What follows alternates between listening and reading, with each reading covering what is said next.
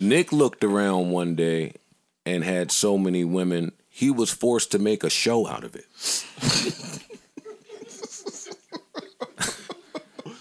I don't know if people are understanding how he even came up with Wildin' Out and the name and the concept. And it was biographical. Yo, it was yo, I got all the baddest chicks and conceited, yo. And I be wildin'. And I be wilding out. Yo, so listen, right? There's this weird thing amongst men where, like, where you learn about how much respect you have for a man as a man is interesting, right? So on the way here, we was talking about P from Quality Control had a party in Atlanta. Yeah. And it was beautiful. Yeah, it was. Like, it was really beautiful. Nice. And like excellence. They was all there. They was all there. No, they was all there. Yeah. It was in there. All of them was in there. No, they were there. All the girls that purposely don't say hi back to you when you DM them was there, and you figured out why they don't not. say hi, yeah. Oh, God, it's all you have to say. Right? So your respect level goes up for men when you can centralize that way. Mm. My first time doing Wildin' Out, I thought I was coming to perform and for a great look, and it would help my career, this visibility. That was fun, man. I was just talking about that the other night, that show. It's not what I was there for. Yeah. What you was there for, Joe? Can't even say. I can't even say. I know what he was there for. I can't even say. I want to see if you were saying. I know what you was there for. I think it was a successful show, though, you know? It might have been a successful few summers. I had to thank this nigga in my head. Like, God dang, got him all over this place. Right? So now just talk to me about how you came up with the, I'm joking, but the concept for Wildin' Out. Right. Talk to me about the successful run, the some of the behind the scenes turmoil that went public. Yeah, we'll talk all and how it got resolved. So honestly, it goes back to 2004 when just what you were talking about. I'm a leading man. I'm popping. I'm movies. I've stepped away from Nickelodeon, all the television stuff, because now I got a record label, and people are saying, Nick, why do you want to go back to television? Why would you ever go back to television? The women. And no, but in that sense, it's like really to put my fam on, my crew. No at the time, we would hang out in these comedy clubs, the Comedy Store, the Improv, the Laugh Factory in L.A., and we'd be out on the corner, and it's me and people that nobody had ever heard of at the time, like, you know, Cat Williams and D. Ray Davis, Kevin Hart, Afion Crockett. And, you know, when we sitting there, they like, nigga, you on. And we all came, I just got a name. I was like, but they like, what you put us on? And so in that, I was like, yo, we should do a show about the fuck we doing right here. Like, out here talking shit, freestyling, cracking on each other's mamas, you know. And so I rented out a comedy club off of Pico, you know what I mean, with my own bread, got some cameras, got the squad together. No network. No network. Got it.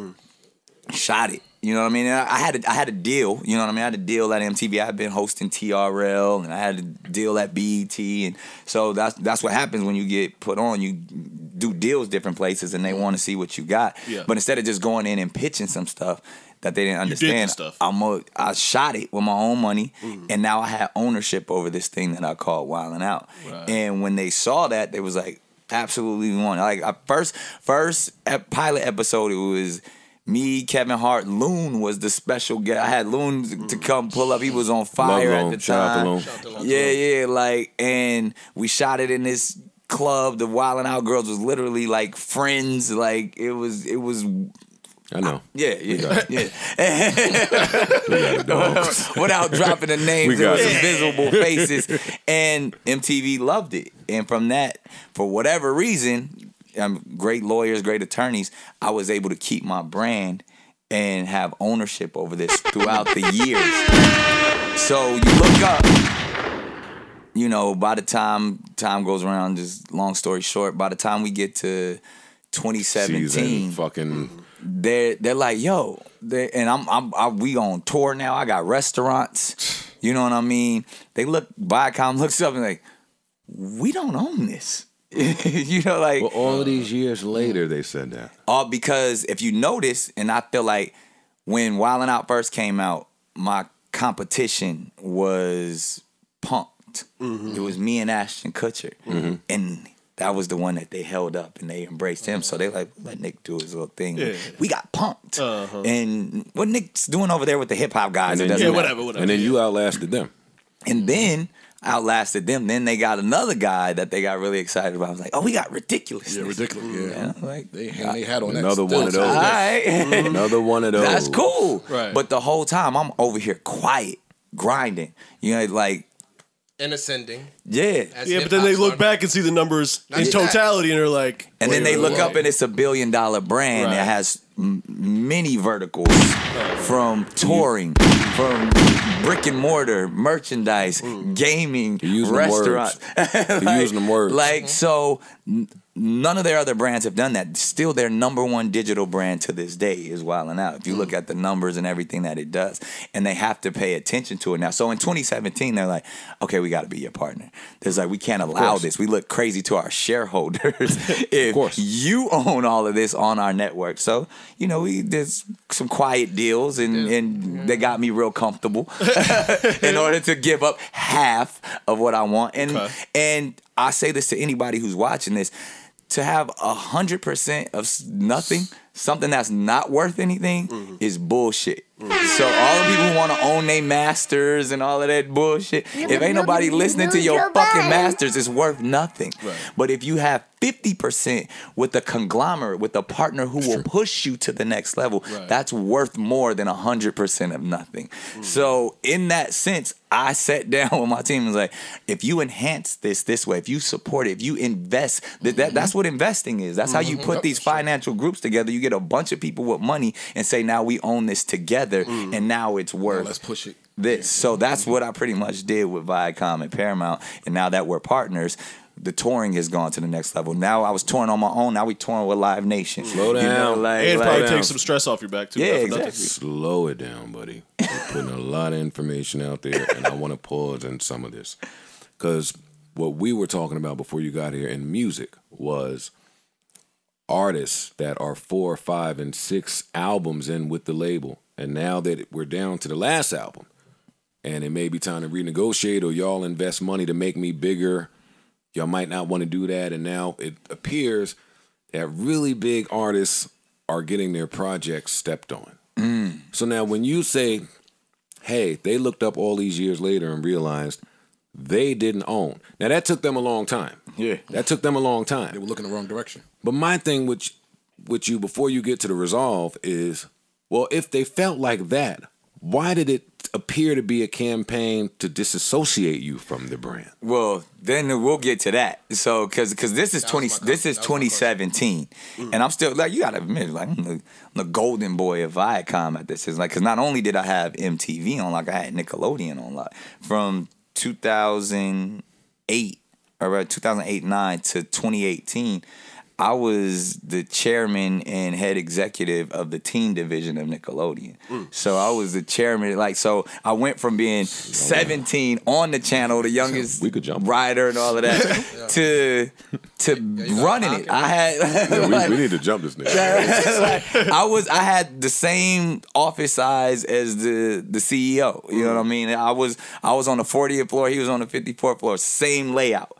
Over in Times Square, like I was that guy and that was just Nickelodeon. Not to me, I had another office on the MTV floor. I didn't even get to Fox yet. Yeah, we ain't got there yet. This nigga's crazy. But this is just Viacom. And I personally, like once I got married with Mariah, I threw the suits on. I was like, I want to be a corporate nigga for a minute. So I literally went in and got a corporate job. I got a job at Def Jam. I was under L.A. Reid. I ran the teen division of Island, and I ran the teen division of Nickelodeon at the same time. And that's where we developed Justin Bieber. That he came out of that.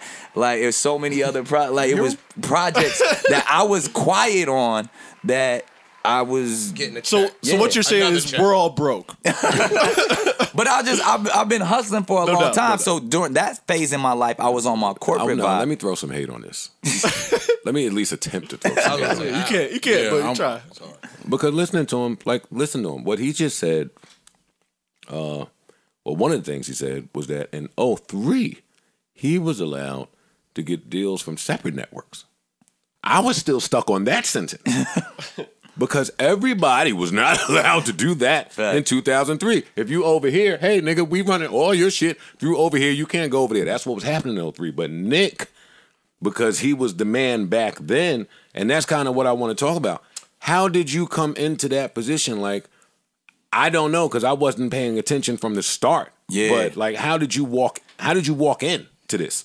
How did you attain such leverage at such an early age? So I'm gonna keep it a stack. I mean, it was the relationships and the fact that I was the young dude that everybody wanted to be in business with, and the first person that I got. But how'd you become that even? So I was doing stand up. I was hustling. I was doing stand up and music simultaneously in LA. So I was an anomaly. Probably 15, 16. It's 95, 96. That's already crazy, by the way. That's crazy. Not for nothing. So if you see the Fat Tuesday documentary that they just put out there, like, I was the kid. So it was Chris Tucker, it was Chappelle, and then me, this kid. Yeah. I would literally, everybody from Shaq to Jamie Foxx, like, I used to sleep on Jamie Foxx's couch to, like, drive from school in San Diego, and I would sleep on Jamie Foxx's couch to go do stand-up the next morning and head back to school type shit. So they knew of me. So by the time 96 went on, and just to know what the industry was, I was just talking. How did you even get there, though?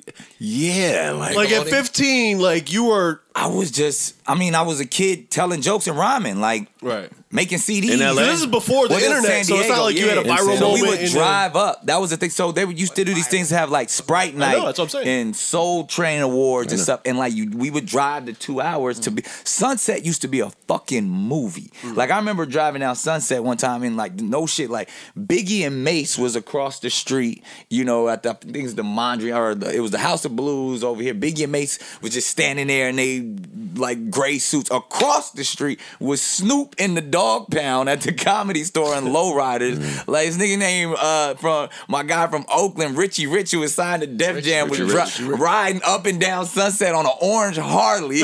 like it was just Aaliyah and Mark Pitts was like, it was niggas was outside for real, and you got excited about shit called like Sprite Night and the BET. Like, well, I don't even. So it wasn't the BET Awards; it was the Soul Train Awards back then. And I was a kid in all of this shit. The Lakers would just be riding up and down in Rolls Royces and shit, like, and it was just. So I was in the middle of this, and once. And I was the kid, so they're like, "Who the fuck is this little kid?" It's like me and Ray J. You know what I mean? Like, we were the youngest niggas out there. Legend, Ray J. Like, legend. Like, I remember being this nigga had like a Lexus Land Cruiser. These niggas got good friend groups. Yeah, these niggas got good fucking friend groups from 14. Yo, one of the first sentences he said was, "Yo, I don't know how I pulled this off, but my lawyer was amazing."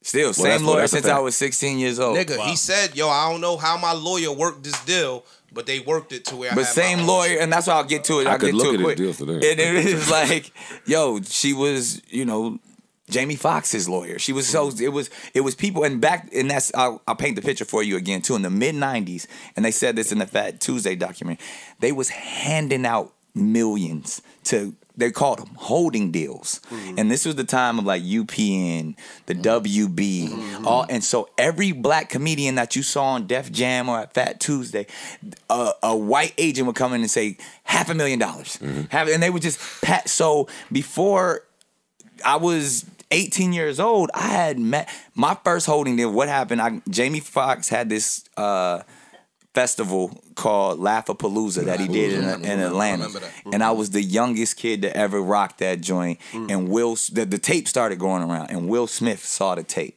And he's like, I need to meet that kid. That's where the Joe hate came in. Because that was the rumor that was going around about why Nick was so popping very early. That's Will's man. Anything he say goes. I'm like, wait, huh? Wait, why? Facts.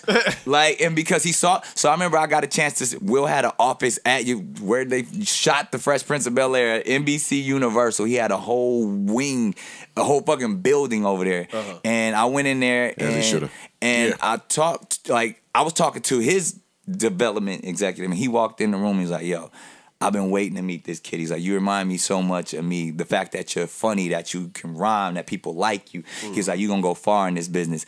And he signed me to his record label, to his television production company, and really just was on some big bro shit like the whole time. And I'm like, "Yo, just like So all of important, us. Yeah, like my first cassette I bought was He's the DJ, I'm the Rapper. Like parents is like, so as much as my second cassette was Life is Too Short though. So like as much as I'm like, I gotta bow down, I fuck with this dude. Right. Even like, no corny hate or none of that shit. he treated you and right. he put me on. You know what I mean? Like, be 17 years old, I'm getting a check for $200,000. So and a 6-episode commitment for an idea that I just had. I came up with this idea. I was like, yo, I'm going to do my version of the Fresh Prince of Bel-Air. I'm going to call the shit Loose Cannon, and it's about me in a military school. And Will was like, done. Yeah, Called Quincy Jones, called the head of WB. They were all on the set of the pilot. We shot this shit. It was Loose Cannon. I had the same, he had the Fresh Prince rap. I rapped the beginning of it. It was like Shy McBride played the My Uncle Phil. You know what I mean? Like it was fire. You know what I mean? Like, and from that, I thought I was on. 6 episodes, they didn't pick the shit up. Nigga goes broke immediately. But I still got Will in my corner. Right. So in that sense, we started working on the music. He put me on the road with Biz Markie. He put me on the road with Jazzy Jeff. Rest in peace. Like R.I.P. for life. And then in that sense, he cultivated. I was there during the whole, what was it, Big Willie style Millennium process where he was working with everybody from Jay to track masters and I'm watching this and I'm peeping how he's going diamond with these records. He's winning Grammys. I'm like, all right, I'm paying attention to how dude is moving. At this point, you're in a contract with Will or no? Yeah. And it's still the 90s, you know what I mean? So then by the time I get my shot, and when my show didn't get picked up from the WB, I was like, I don't always want to be in Will's shadow the whole time. I want to do some shit. He put me on, but I want to show that I'm worth something more. And then I don't like to be in niggas' entourages. I'm not that nigga. I don't want to be like, hey, we're all going to Miami. Let's get on the jet. Fuck all of that. If I'm not making my money, I want to be able to sit at the Guts table and gut too. You know what I mean? Right. Like I don't, and at a young age, I thought that. So Guts. I went. Jay-Z and Will Smith both taught me how to play Guts, but on a private plane. That's a stunt. When I was 19, When they was playing Guts, I had to leave the office. yo, they niggas would be losing hundreds of thousands of dollars in a two-hand gun. Hey, Joe, the Guts game about to start. Go ahead, walk down the hallway. You'll lose your life. Yeah, Man. Anyway, so long story short, I was like, I want to be able to do that myself. So I went back to Nickelodeon where I had started, and Will and them had found me and said, all right, well, you see Will is rocking with me. Let me do my own thing. And then that's when I wrote because I wrote the show with Will too, and I wrote my own show for Nickelodeon and did a deal over there and actually started their record label, Nick Records /Jive, when I was 19 years old. So that's how all of that shit. Then from there, I could write my own check in every way. You just stunting on us. bro. Yo, ladies I ain't never been stunting on us. Yo, ladies and gentlemen, this is Nick Cannon. No, that's him. No, that's him. That's just him. We ain't gotta say the name no more. But that's why when it was like that little part of hip hop where like all of the haters like wanted to say, "Oh, Nick Cannon's cornball." Like, well, I mean, we gotta dissect that. Well, see, that comes from. We have to That was think. hate, though. That was just hate. It's not just hate. That came from hip hop's obsession with hypermasculinity. We have to Tough guy. dissect it. Because if the nigga's on year 9 of this, like, what are we calling corny here? All right. Oh, man. Enough, Daddy.